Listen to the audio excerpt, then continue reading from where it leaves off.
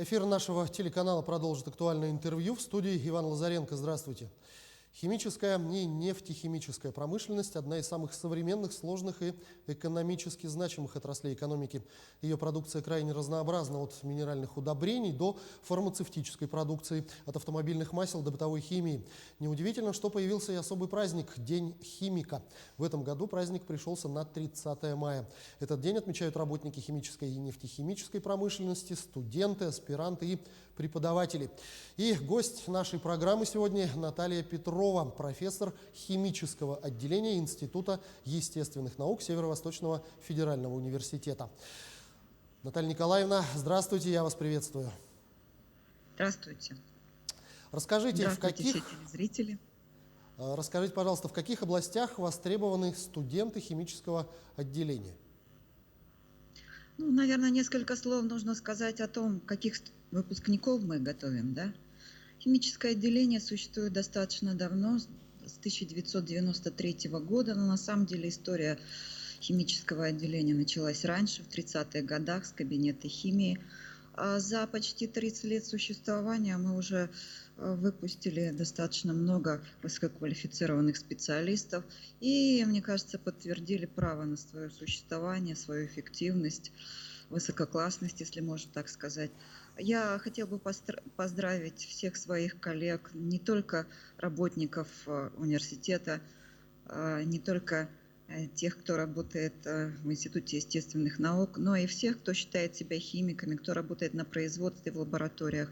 Это наш профессиональный праздник, да, и мне очень хотелось бы сказать какие-то теплые слова пожелания своим коллегам, чтобы они продолжали свою работу и, главное, не болели. Да? Ну, а отвечая на ваш вопрос, наверное, нужно перечислить основные направления подготовки.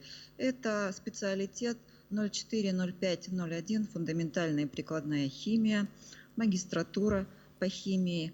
Это химическая технология. Вот это вот направление относительно молодое для нас. Оно было открыто в 2009 году.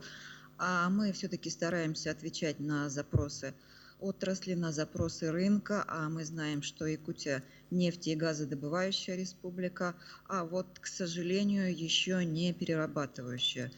То есть надо самим перерабатывать свои запасы углеводородного сырья, и это принесет большую экономическую выгоду. Ну, а говоря о том, какие специалисты, ну, разница между этими двумя направлениями подготовки в следующем. Выпускники по фундаментальной и прикладной химии могут работать в лабораториях, научно-исследовательских институтах. Например, очень много наших выпускников работает в Институте проблем нефти и газа, в Институте биологических проблем криолитозоны, в различных лабораториях, любых причем. Это и лаборатории на водоканале, это и Роспотребнадзор, это и Саханефтегазбыт и так далее. А химическая технология – это все-таки вот это направление с нефтехимическим профилем, химическая технология природных энергоносителей и углеродных материалов – это в большей степени инженерная специальность. То есть чтобы человек не только работал в лаборатории, но и мог работать на заводе. Надо сказать, что все современные предприятия, они все-таки в значительной степени компьютеризированы. Это должны быть специалисты, которые не только знают электротехнику, умеют читать чертежи, имеют общетехническое образование, но и знают системы управления, экологические проблемы и все-таки более-менее посвящены вопросы развития зеленой химии, потому что за этим будущее. Ну вот, говоря о подготовке кадров в этом направлении, какую бы вы оценку дали в целом, как организована подготовка у нас в республике и в стране?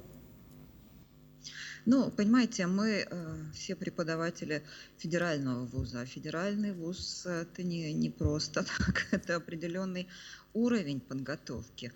А если говорить о подготовке, то, наверное, вот наш продукт, который мы выпускаем, это наши специалисты в области химии в области химической технологии.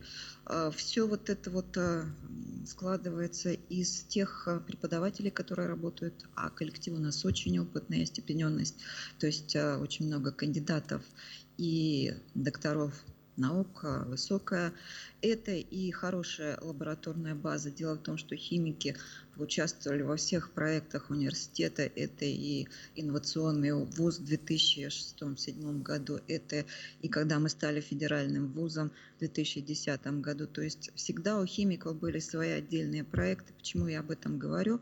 Потому что это привело к переоснащению всего и учебного, и научно-исследовательского процесса.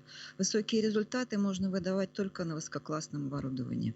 И для обучения, и для проведения каких-то тонких экспериментов. Оцениваю? Ну как оцениваю? Достаточно высоко, наверное. Это не только моя оценка, но и наши программы неоднократно признавались лучшими по России. Я имею в виду общественную аккредитацию. Вот, например, фундаментальная и прикладная химия, она у нас входит в список лучших программ. С коллегами сравнивать, ну как всегда трудно, да, смотря с чем, правда, сравнивать с МГУ, но все хорошо там, надеюсь, да. Ведущие вузы, это, например, РХТУ, тоже достойный соперник, скажем так. Мы стараемся, и, наверное, то количество выпускников-химиков, а это более 500, да, по специальности химии, фундаментальная прикладная химия, и уже около 120 химиков-технологов, которые нашли свой путь в промышленности, в науке. Это тоже о чем-то говорит. Наши выпускники уже защищают кандидатские и докторские диссертации. Около 30 кандидатов химических, технических, биологических наук. И вот мы недавно поздравляли одну нашу выпускницу, уже вторая докторская защищена, Изабеллой Карловной Ивановой. СФУ в учебно-научной, научно-технологической лаборатории технологии полимерных нанокомпозитов. Вот там как раз и проходят исследования, там наши дипломники выполняют свои научно-исследовательские квалификационные работы. Но про хорошее оснащение оборудованием я уже сказала. И поэтому то, что мы делаем, тоже, в общем-то, высокого уровня с точки зрения свойств, с точки зрения применимости. Мы живем в Якутии и должны быть полезны своей республике, как вы знаете, наш климат достаточно суровый и экстремален, и, в общем-то, мало территорий с таким климатом. В первую очередь наши разработки нужны здесь, а потом уже в Антарктиде и в Арктике. То есть промышленные полимерные материалы, они в наших условиях не всегда выполняют свои функциональные требования. То есть выходят из строя уплотнители, манжеты, прокладки, лакокрасочные изделия, поскольку просто они не предназначены для эксплуатации при минус 50, минус 45 градусах. Такие материалы нужно дорабатывать, нужно разрабатывать свое собственное. Что мы и, собственно, делаем. Да? То есть у нас есть возможность проводить климатические испытания промышленных материалов. То, что мы сами разработали, это новые полимерные композиционные материалы. Что значит композиционный? То есть не только один полимер, полиэтилен, полипропилен, политетрафторэтилен, сверхвысокомолекулярный полиэтилен, вот особенно эти два, с которыми в УНТЛ работают. Я лично занимаюсь резинами, эластомерами, содержатся в полимерном композиционном материале, а огромное количество самых разнообразных добавок, которые целенаправленно могут менять свойства этого материала. Отдельно стоит добавить про нанонаполнители. Это последний тренд. Чтобы вы немножечко представляли, почему так, почему сейчас весь мир занимается нанотехнологиями. Представьте, размер одной молекулы, любой, примерно, около 1 нанометра. Сейчас любой школьник знает, что нанометр 10 минус 9 метров. То есть мы работаем на уровне небольших таких ансамблей молекул. То есть в наноматериалах размеры образований не должны превышать 100 нанометров. Вот тогда ты можешь считать себя нанотехнологом. Что это дает? Вводя вот такие вот небольшие, очень энергонасыщенные частички, которые обладают высокой реакционной способностью, полимерную матрицу, вы способствуете образованию другой структуры в этом материале, более высокоорганизованной, и при этом меняются технические эксплуатационные свойства.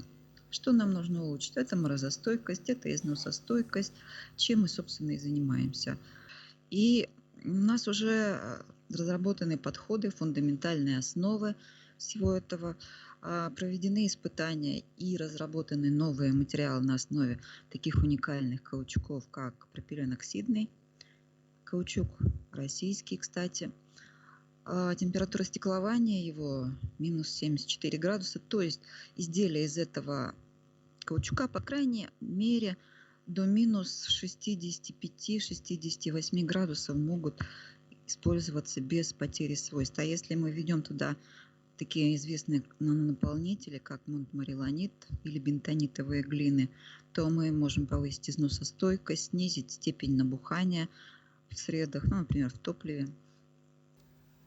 Наталья Николаевна, я благодарю вас за эту беседу. Огромное спасибо, что ответили на наши вопросы. С праздником и всего самого доброго. С праздником еще раз всех.